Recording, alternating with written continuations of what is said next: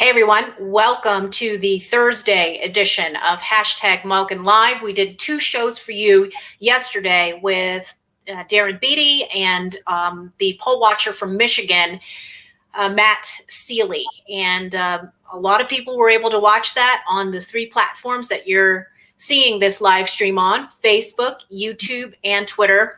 I'm just going to take a couple of seconds to let people trickle in from Facebook. So welcome all of you. We're going to have another jam-packed show with information on all of the latest efforts to stop the steal.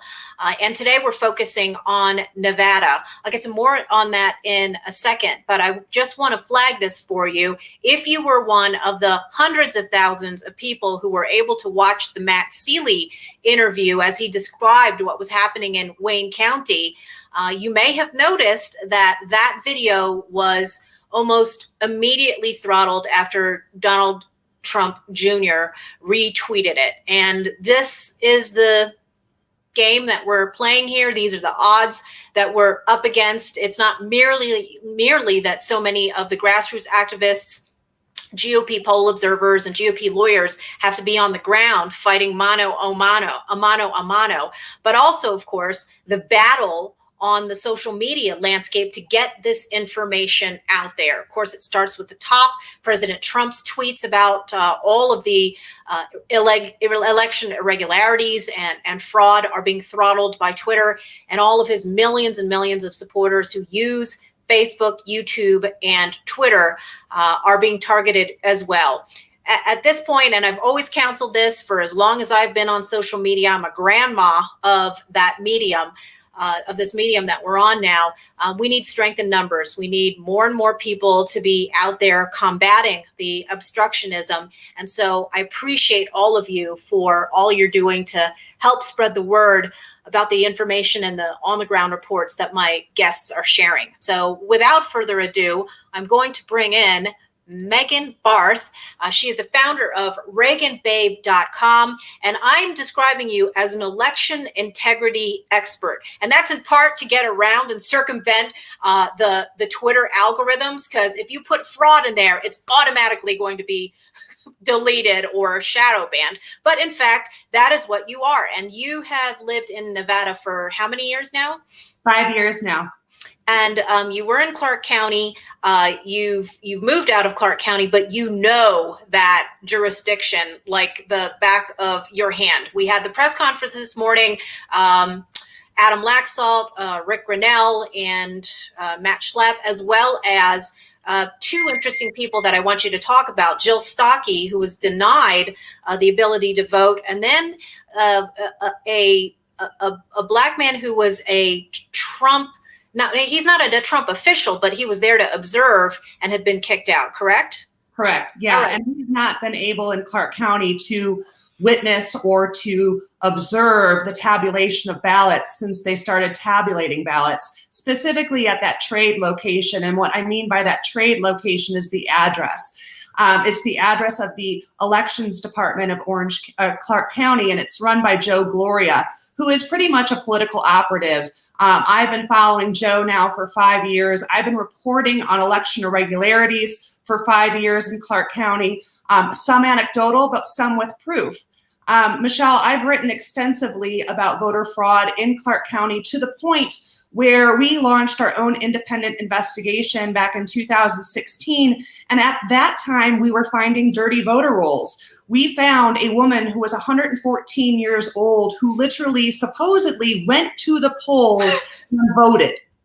Now, you would think that this would be a national media frenzy, finding this 114-year-old woman and asking her a question about her umpteenth vote at her 114 years. But their honest journalism is obviously dead. It's citizen journalists like myself and independent investigators and volunteers that are actually combing through the rolls and finding dead people on the rolls, elderly people, 114 years old on the rolls, people that have moved out of Nevada. It's a very transient state. We've had 90,000 people move out of Nevada just since COVID because our economy has been decimated by our Governor Sisolak, who's a Democrat, his shutdown of the economy. And so I've been reporting on voter fraud for 5 years.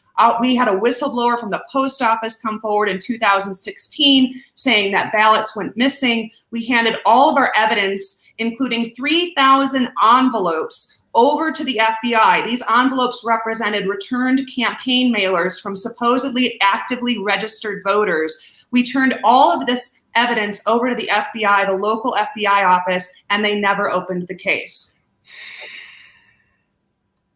You know, there's so much rhetoric about the deep state in DC, and yet here you are, an active whistleblower. You're handing them the information, and they did nothing with it back then. And of course, there we're talking about. I mean, it sounds so perverse to call it run-of-the-mill voter fraud, right? Your average, everyday run-of-the-mill voter fraud, which is now, of course, compounded by all of these mystery vehicles pulling up in battleground states and dumping en masse huge amounts of mail-in and absentee ballots. And I think it's such an important point that you're making about the impact that COVID has had, not only on the economy, but of course, related to that, on the integrity of our election system. So in the press conference today, and I'm going to see if I can line this up.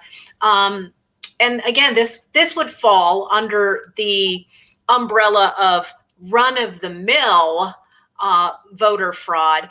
There was an elderly woman, Jill Stockey, who came forward to talk about what happened to her when she tried to exercise her right to vote. And I am speaking slowly because I'm trying to line this up here.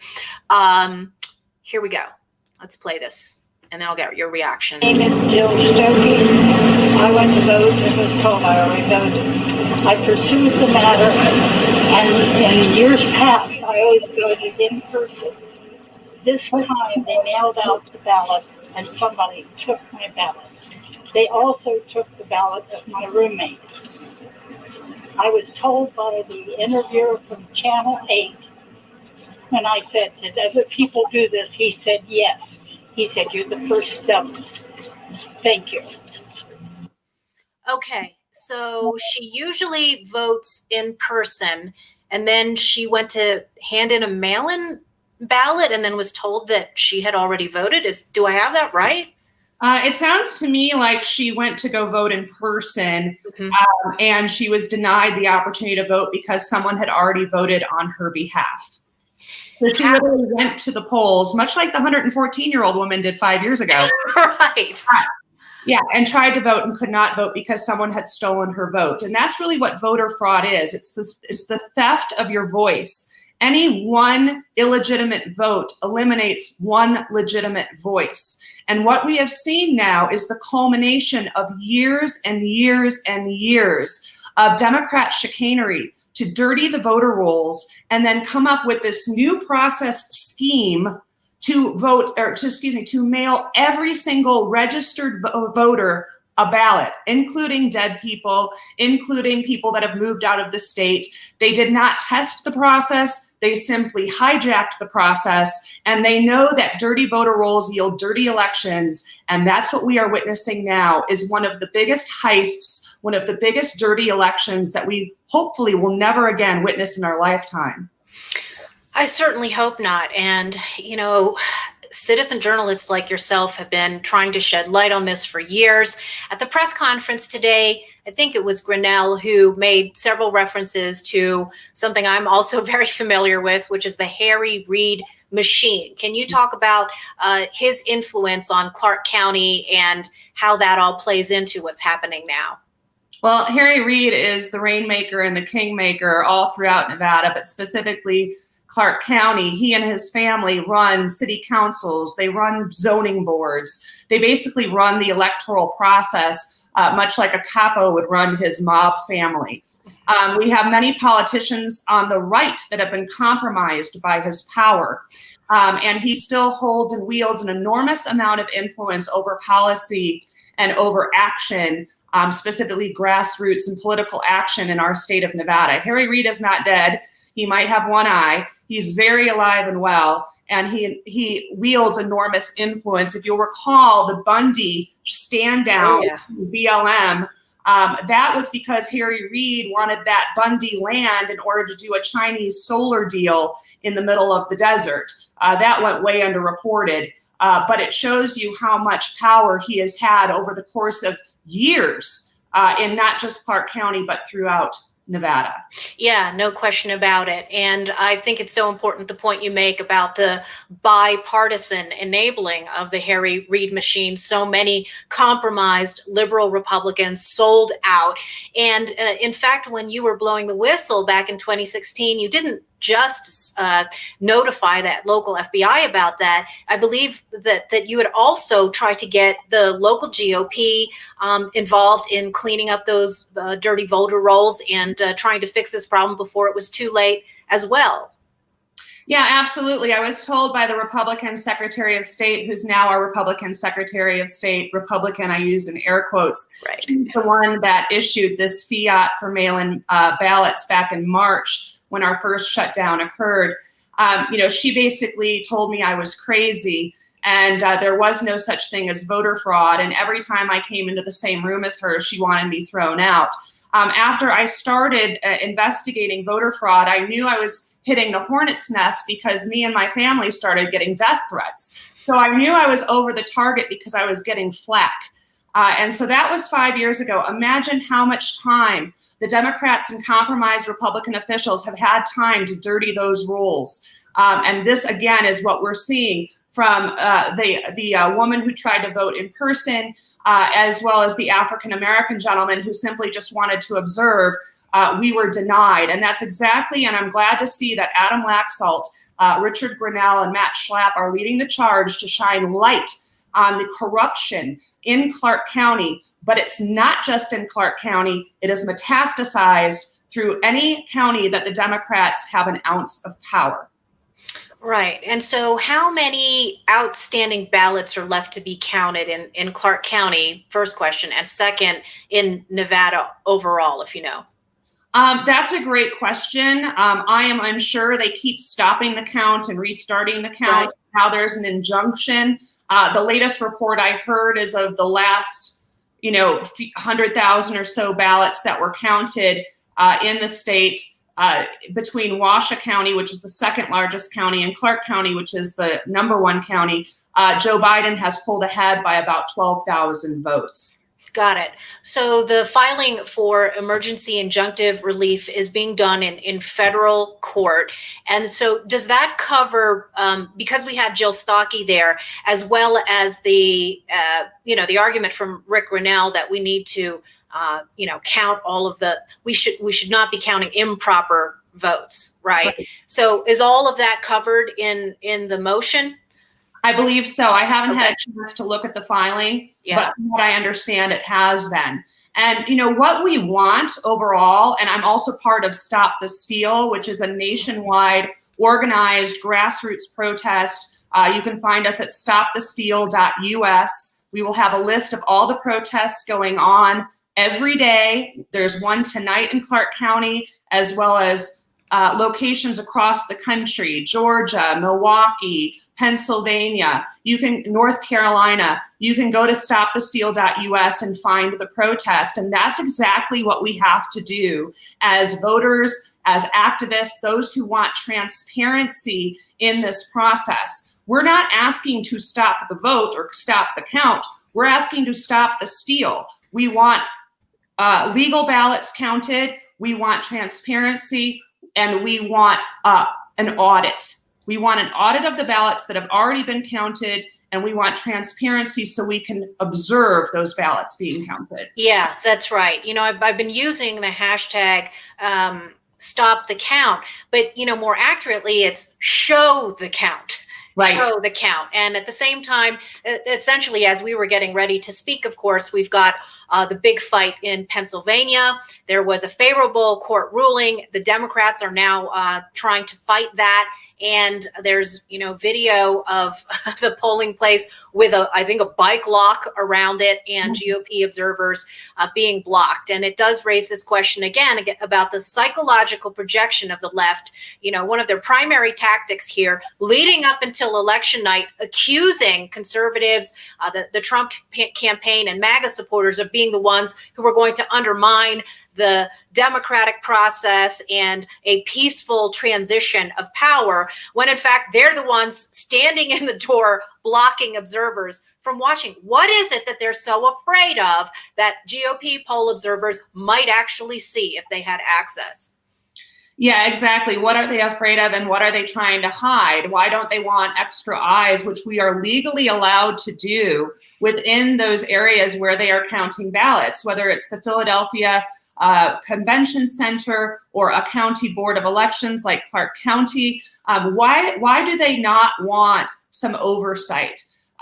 There's that old adage, it's not who votes, it's who counts the votes. Right. And that basically comes out of Joseph Stalin, who, when you look at the Democrat Party today, their manifesto is not much different than the Communist Manifesto, as Mark Levin so clearly pointed out last Sunday. But we see it in their policies, and we definitely see it in their actions, specifically around this election. Why are they hiding? What are they trying to hide? And no one with a clear conscience or common sense could accept the fact that they are providing with us that 300,000 ballots in Michigan came in the middle of the night, all for Joe Biden. Another statistical improbability is 140,000 ballots came into Wisconsin in the middle of the night, all for Joe Biden. That is simply an improbability, and that is why transparency is an absolute must and must be granted via the courts.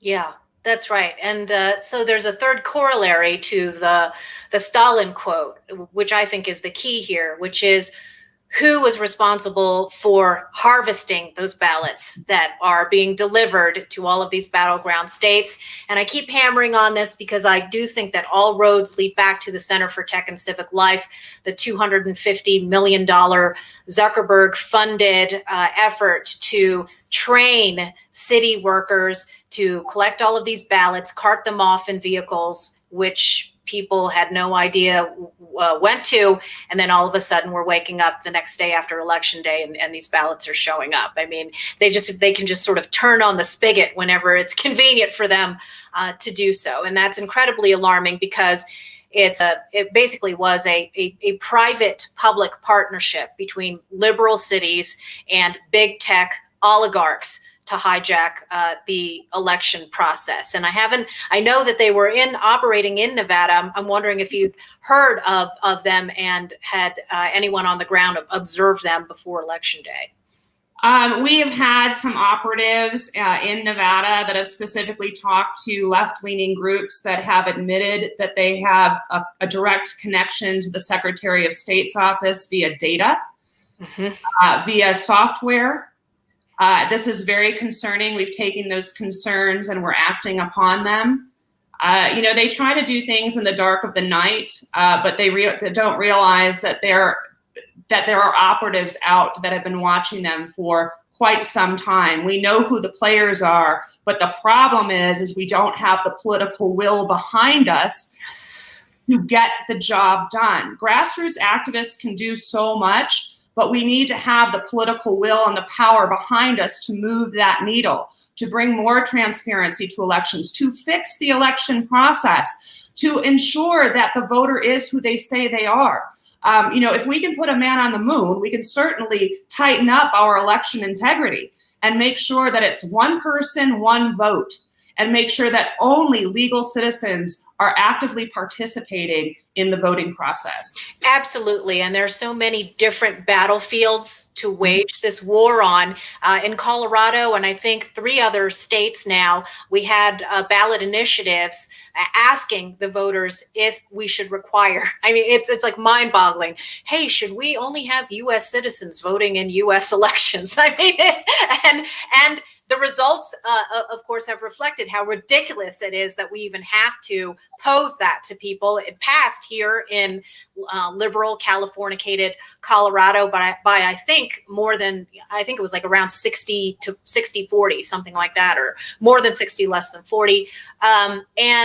And so that's one aspect of it. And then, as you say, I'm going to repeat this, stopthesteal.us is a website where if people want to be out on the ground, boots on the ground, to do these rallies in battleground states, we've got to get loud.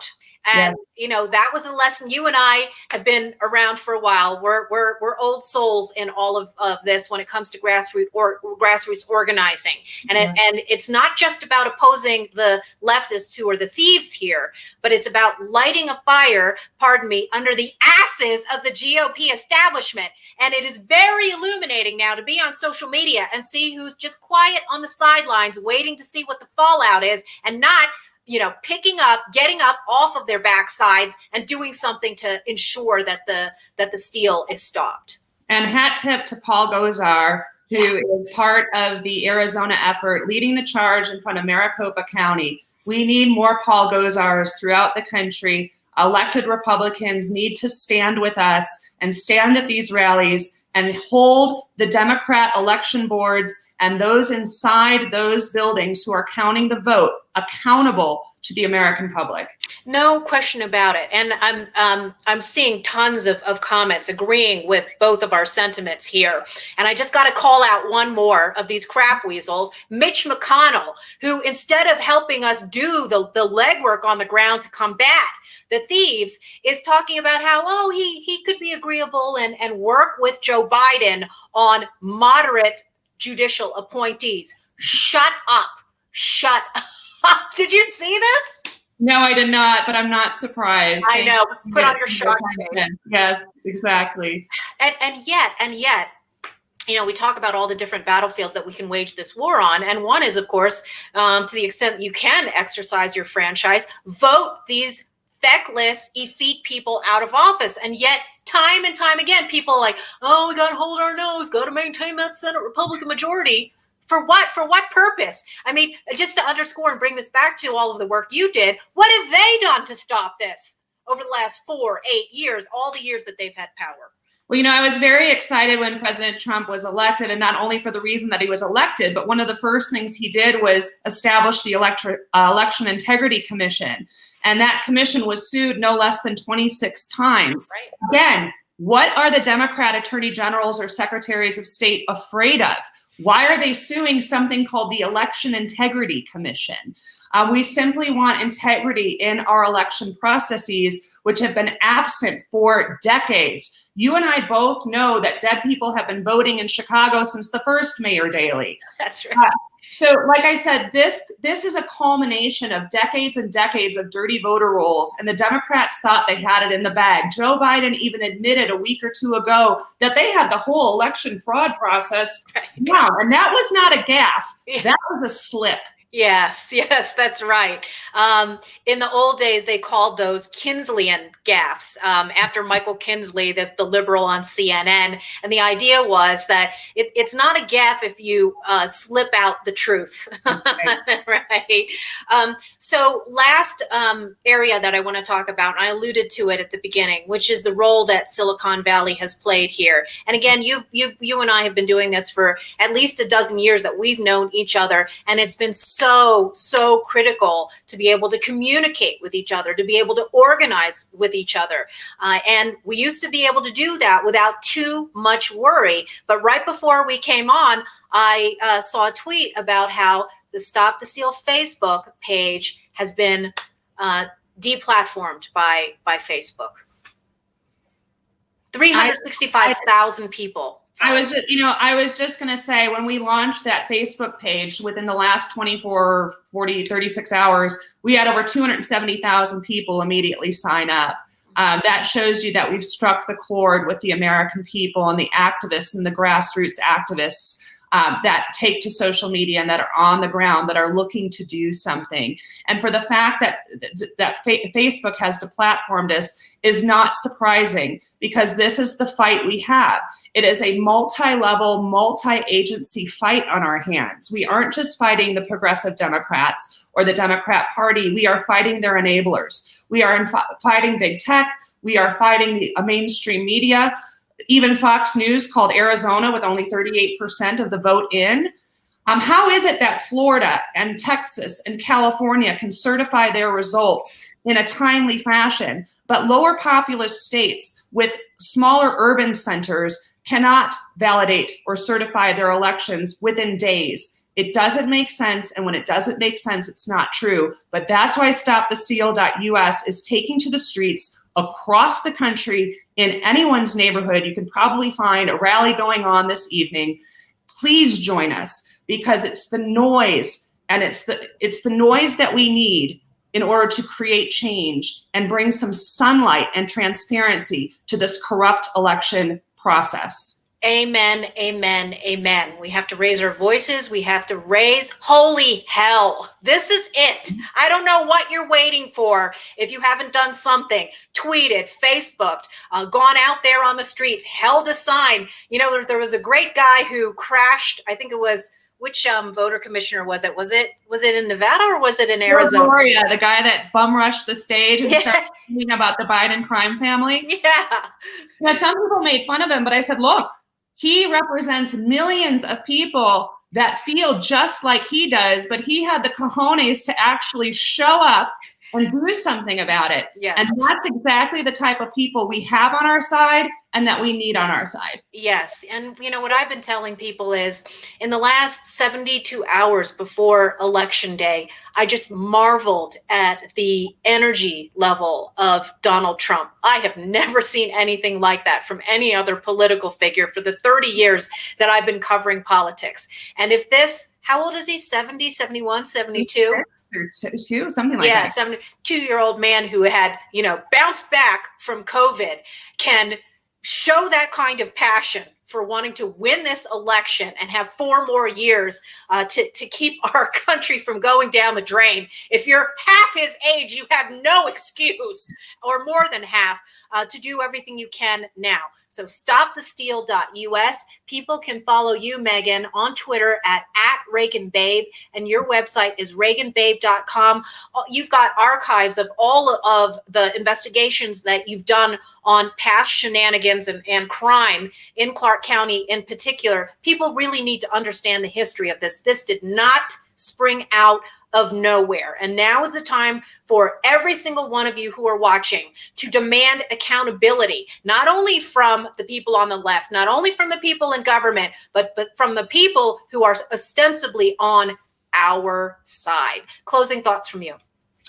I just would encourage everybody. We've had a grassroots movement. We had it in the Tea Party. We need these people to show up again. I have received hundreds of messages of what can I do? I feel hopeless. Where can I go? You cannot underestimate the power of the American people.